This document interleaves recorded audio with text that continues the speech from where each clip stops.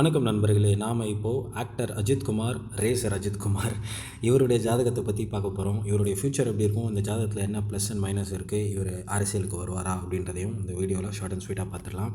அஜித்குமார் அவர்களுடைய வாழ்க்கை இது வரைக்கும் என்ன நடந்தது அப்படின்றத நம்ம எல்லாருமே பார்த்துட்ருக்கோம். ஏன்னா அவருடைய கேரியர் க்ரோத் வளர்கிறப்ப தான் நாம் சின்ன வயசுலேருந்து வளர்ந்து வந்திருக்கிறோம். ஸோ நமக்கு இது வரைக்கும் நடந்த விஷயங்கள் நல்லாவே தெரியும். அந்த நடந்த விஷயங்கள் அவர் ஜாதகத்தில் எப்படி ரிஃப்ளெக்ட் ஆகுது அப்படின்றத ஃபஸ்ட்டு பார்த்துடலாம்.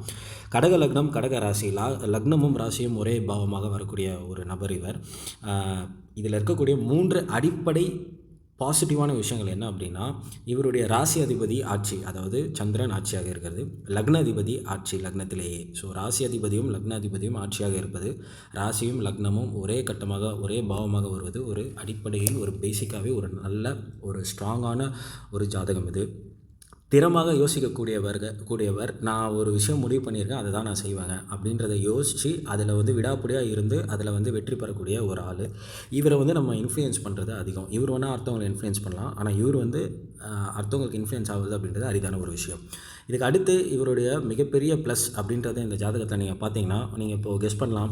இதில் வீனஸ் உச்சமாக இருக்குது, அதாவது சுக்கிரன் உச்சமாக இருக்குது, சூரியன் உச்சமாக இருக்குது, மார்ஸ் உச்சமாக இருக்குது. இந்த 3 கிரகங்கள் உச்சம், அது கூட சந்திரன் ஆட்சியாக இருக்குது. இப்போது சனி குரு பார்வை இருக்குது, குரு வக்ரமாக இருக்குது 5ஆம் இடத்தில், சூரியன் 10ஆம் இடத்தில் உச்சமாக இருக்குது. ஸோ இப்போ உங்களுக்கு ஒரு கன்ஃபியூஷன் வரும், இதில் எந்த கிரகம் மோஸ்ட் பவர்ஃபுல். ஏன் இதை நம்ம மெயினாக பார்க்கணும் அப்படின்னா, ஒருவருடைய பேர் அமைவது அப்படின்றது நம்ம அதை செலக்ட் பண்ணி வைக்கிறது இல்லை, அது ஆட்டோமேட்டிக்காக இயற்கையின் மூலயமாக அமைது. எப்படி இயற்கையின் மூலயமாக ஒரு பிறப்பு வருகிறதோ, இயற்கையின் மூலயமாக எப்படி இப்போ இந்த ஜாதகத்தில் இவ்வளோ ப்ளஸ் இருக்கோ, எவ்வளோ குறைந்த மைனஸ் இருக்கோ, அந்த மாதிரி பேரும் இயற்கையாக தான் அமைது. ஜாதகத்தின் அடிப்படையில் அதை நம்ம அமைச்சிக்கல, அதை அப்படி நடக்கணுன்றது தான் விதியாக இருக்குது. அஜித் அப்படின்றதுக்கு அன்கான்குரபிள், அன்டிஃபீட்டபிள், இப்படியெல்லாம் பல அர்த்தங்கள் இருக்குது சமஸ்கிருதத்தில். அஜித் அப்படின்றதே ஒரு சமஸ்கிருத பெயர். அந்த பெயரில் அஜித் அப்படின்றதுல 2 கிரகங்கள் அடங்கியிருக்கு. ஒன்று சூரியன், இன்னொன்று செவ்வாய். செவ்வாய் என்பதற்கு ஜெய், ஜித், இந்த மாதிரியான விஷயங்கள் எல்லாமே வரும். வெற்றி அப்படின்ற ஒரு விஷயம் செவ்வாயை குறிப்பிடக்கூடிய ஒன்று.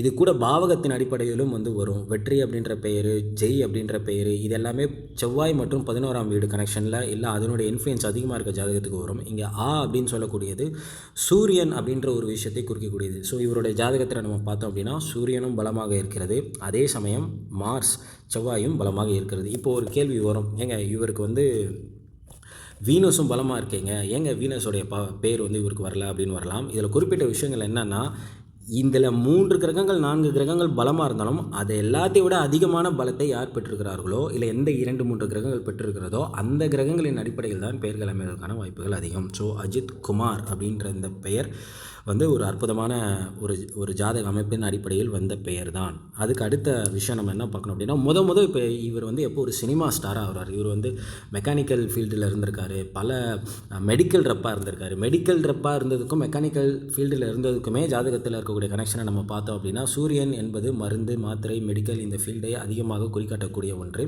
அதே மாதிரி பிரபலமான துறைகளை குறிக்காட்டக்கூடிய ஒன்று. அரசியலும் நீங்கள் எடுத்துக்கலாம், கவர்மெண்ட் பதவியும் நீங்கள் எடுத்துக்கலாம். இது எல்லாமே சேர்ந்து சூரியன் அப்படின்ற ஒரு விஷயத்தை குறிக்காட்டும். மெக்கானிக்கல், மருந்து, மாத்திரை, சப் கேட்டகரியில் வரக்கூடிய விஷயங்கள் செவ்வாய் குறிக்காட்டும். ஸோ இந்த 2 கிரகமும் பலமாக இருக்குது. இந்த 2 ஃபீல்டுலையுமே அவர் இருந்திருக்காரு.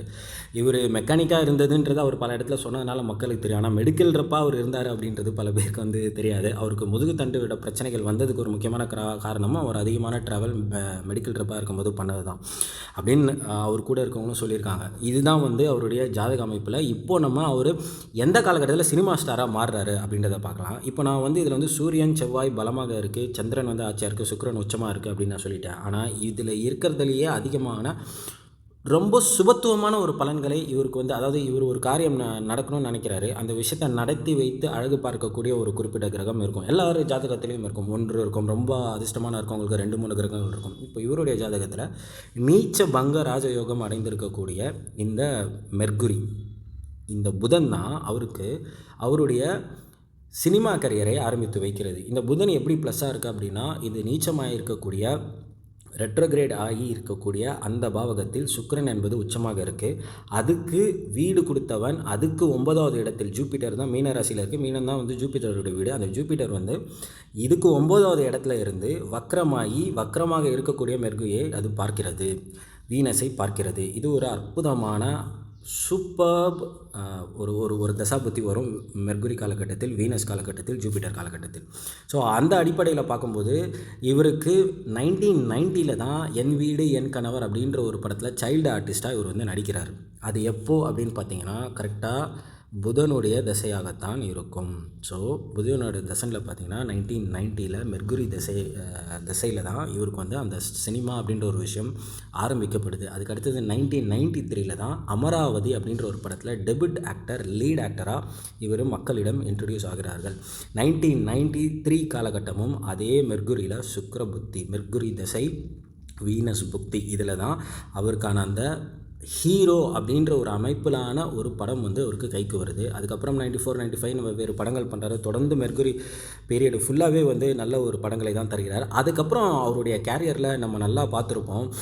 ஒரு சில படங்கள் வந்து ரொம்ப தோல்வியை வந்து அடைஞ்சிருக்கும். அது நம்ம எல்லாருமே கண்கூட பார்த்த விஷயங்கள். ஆனாலுமே அவரால் வந்து கன்சிஸ்டண்ட்டாக அடுத்தடுத்து இந்த சினிமா துறையில் தனக்கென்று படங்களை கொடுத்து ஒரு உயர்ந்த இடத்தை பிடிப்பதற்கு கை கொடுத்தது அவருக்கு இருந்த மற்ற கிரகங்களுடைய ஆளுமை தான். கேது புத்தி நீங்கள் பார்த்தீங்கன்னா 2004லேருந்து 2011 வரைக்கும் இருக்குது. கேது தசை. இந்த கேது தசை, கேது புக்தி ஆரம்பிக்கப்பட்ட காலகட்டத்தில் இருந்த படங்களுடைய அந்த படங்களுடைய கதைகள் குவாலிட்டி நீங்கள் நல்லா பார்த்தீங்கன்னா ஜனான்னு ஒரு படம் வந்தது 2004.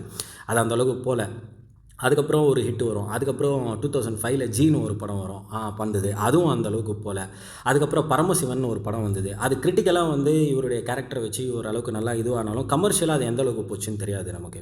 அதுமாதிரி பல படங்கள் வந்து இந்த கேது திசையில் வந்து அவருக்கு அந்தளவுக்கு கை கொடுக்கல. ஆனாலுமே மற்ற கிரகங்களுடைய அடிப்படையில் அவர் வந்து ரொம்ப உன்னதமான ஒரு இடத்துக்கு வந்துட்டார் அப்படின்றத வந்து நம்ம சொல்லணும். சரி, இப்போ பத்மபூஷன் அப்படின்ற ஒரு அவார்டு சமீபத்தில் கிடைச்சிது. அது எந்த காலகட்டத்தில் கிடைச்சிது அப்படின்னா 2025 கிடைச்சிது. 2025 சுக்கிர தசையில் சனி புத்தி நடந்துக்கிட்டு இருக்குது. இப்போ சுக்கிரன், சனி இவருக்கு எப்படிப்பட்ட பலன்களை செய்வார்கள் அப்படின்றத நம்ம இங்கே பார்க்கலாம். ஏற்கனவே நமக்கு தெரியும் சுக்கிரன் அப்படின்றது வந்து ஏற்கனவே ஒரு ஜாதகத்தில் உச்சமாக இருக்குது. சந்திர லக்னத்திலிருந்து இவர் 9ஆம் இடத்தில் சுக்கிரன் உச்சமாக இருப்பது ஒரு நல்ல ஒரு காம்பினேஷன் சொல்லலாம். பர்சனல் லைஃப்பில் சந்திரனுக்கும் சுக்கிரனுக்கும் அந்த அளவுக்கு ஒரு நெருக்கம் இருக்காதுன்னு சொல்லி ஜோதிடர்கள் சொல்லலாம். ஆனால் மை டியர் ஃப்ரெண்ட்ஸ், அப்படி எதுவுமே இல்லை. நமக்கு வந்து இன்பமான ஒரு வாழ்க்கை, சந்தோஷமான ஒரு வாழ்க்கை அப்படின்னா அது 3 கிரகங்கள் தான் இதை வந்து அதிகமாக தரும். ஒன்று வந்து சுக்கிரன், இன்னொன்று வந்து சந்திரன், இன்னொன்று வந்து குரு. இந்த 3 காம்பினேஷனுமே என்றைக்குமே ஒரு சுபிக்ஷமான அத்தனை இன்பங்களையும் அத்தனை சந்தோஷங்களையும் அனுபவித்து வாழக்கூடிய ஒரு வாழ்க்கையை வந்து ஒரு மனிதனுக்கு ஏற்படுத்தி கொடுத்துரும். பொதுவாகவே நம்ம எல்லாருமே வந்து சுக்கிர புத்தி, சுக்கிர தசை இதெல்லாம் வந்து கொஞ்சம் பாசிட்டிவாக சொல்லுவோம். அது எல்லாருக்கும் ஒரே மாதிரி இருக்காது. இருந்தாலுமே இவரோட ஹாரோஸ்கோப்பில் அது பாசிட்டிவான விஷயத்தை தான் செஞ்சுக்கிட்டு இருக்குது அப்படின்றத நம்ம பார்க்கலாம். இப்போது இவருக்கு வந்து 2025 பத்மபூஷன் அவார்டு கொடுத்துருக்காங்க. இதுக்கப்புறம் இவருக்கு அதிகப்படியான இன்னும் மேலும் அதாவது நிறைய பட்டங்கள், பதவிகள் கண்டிப்பாக வந்தே தீரும். அதற்கு காரணம் என்ன அப்படின்னா இவருடைய லக்னத்தின் அடிப்படையில் நீங்கள் பார்த்தீங்கன்னா 11ஆம் வீடு என்பது பட்டம், பதவி, புகழ், அந்தஸ்து, லாட் ஆஃப் கெயின்ஸ், தான் நினைக்கக்கூடிய காரியத்தில் வெற்றி. அது எவ்வளோ கஷ்டமான விஷயமாக இருந்தாலும் அதை வந்து இவர் சாதித்து கொள்ளக்கூடிய ஒரு வெற்றியை வந்து அந்த ஜாதகருக்கு தரும். 11ஆம் வீட்டு அதிபதியும் 4ஆம் வீட்டு அதிபதியுமான சுக்கிரன் இவருக்கு 9ஆம் வீட்டில் அமர்ந்து உச்சமாக இருப்பதனால் இப்போ நடந்துகிட்டு இருக்க சுக்கிர திசையில் இவர் வந்து ஒரு உன்னதமான இடத்தை வந்து அடைகிறார். இதில் என்ன ஒரு பியூட்டி அப்படின்னா, விஜய் நடிகர் தளபதி விஜய் அவருக்கும் சுக்கிரதசை தான் நடக்குது, இவருக்கும் சுக்கிரதசை தான் நடக்குது. ஆனால் அவர் அரசியல்னு போயிட்டார், இவர் வந்து ரேசிங்னு போயிட்டார். சரி, இப்போது இவர் ரேஸ் பண்ணுறாரு. நம்ம ஊரில் அந்த ஆப்பர்ச்சுனிட்டிஸ் கம்மி, இன்ஃப்ராஸ்ட்ரக்சர் கம்மி. ஆனால் இவர் ஏன் வெளியூருக்கு போனார்? இது ஒரு பாயிண்ட். ரெண்டாவது, இவர் ஏன் அதிகமாக ட்ராவல் என்ற ஒரு விஷயத்தை வந்து பண்ணார்? இதுக்கான அந்த விஷயம் வந்து இதில் இருக்கா ஜாதகத்தில் அப்படின்னா 12, 9, 4 இந்த கனெக்ஷன் இந்த வீனஸ் இதில் ஒரு கேட்டகரியில் வந்துடும். இது கூட வந்து மெர்க்குரியும் 9ஆம் வீட்டில் இருக்குது. மெர்க்குரின்றது 3ஆவது இடத்தை குறிக்கக்கூடிய மெர்க்குரி ஆக்ஷன். அவர் எடுக்கக்கூடிய அந்த ஒரு முயற்சிகள் அதை குறிக்கக்கூடிய 3ஆம் பாவமும் 9ல் இருக்குது. 9னாவே ட்ராவல் இப்படின்றது நம்ம எல்லாருக்குமே தெரியும். ரெண்டாவது 12ஆம் வீடு அப்படின்றதும் அயல்நாடு, வெளிதேசம், ட்ராவல் அப்படின்றது நம்ம எல்லாருக்குமே தெரியும். இதை விட முக்கியமாக என்னென்னா, இப்போது சுக்கிர திசையில் சனி புக்தி நடந்துகிட்ருக்கு. சனி என்பது இவருக்கு 7க்கும் 8க்கும் உடைய ஒரு கிரகம். 8ஆம் அதிபதி அப்படின்றதும் கடல் கடந்து போகக்கூடிய பரதேசம் சொல்லுவாங்க அந்த காலத்தில். மூல நூல்கள் அப்படி தான் இருக்கும். போகக்கூடிய ஒரு வாய்ப்புகளை ஏற்படுத்தி கொடுக்கும், சுபத்துவமாக நல்ல முறையில் இருக்கிறது என்றால். அதுதான் இப்போ அவருக்கு நடந்துகிட்ருக்கு. ஸோ 11ஆம் வீட்டு அதிபதி அப்படின்னும் போது அவருக்கு காலகாலமாக என்ன விதமான ஆசைகள் இருந்ததோ அதை வந்து அதை ஏற்படுத்தி கொடுத்துரும்.